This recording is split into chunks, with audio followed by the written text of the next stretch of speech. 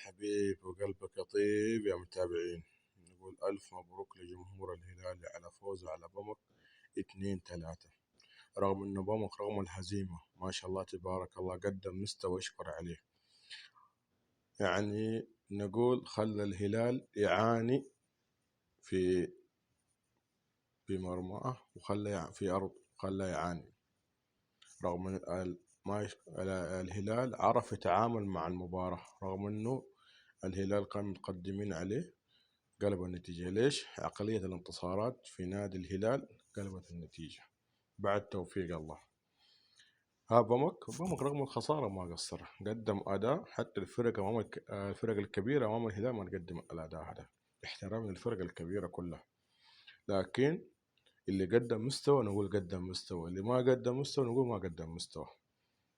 نعم الهلال فريق له عقلية وفي تجانس، لهم كم سنة النجوم متفقين ما شاء الله تبارك الله، متعاونين ما شاء الله تبارك الله في اللعب. هذا هو تجانس الفرق لما المحترفين ياخذوا سنة سنتين مع بعض في تجانس وفي كل شيء.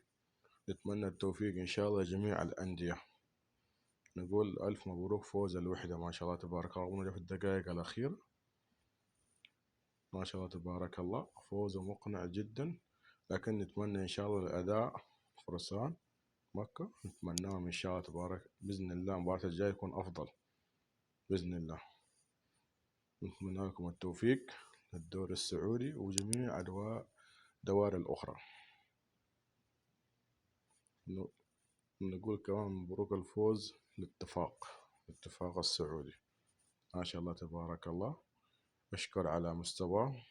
نتمنى التوفيق إن شاء الله للجميع.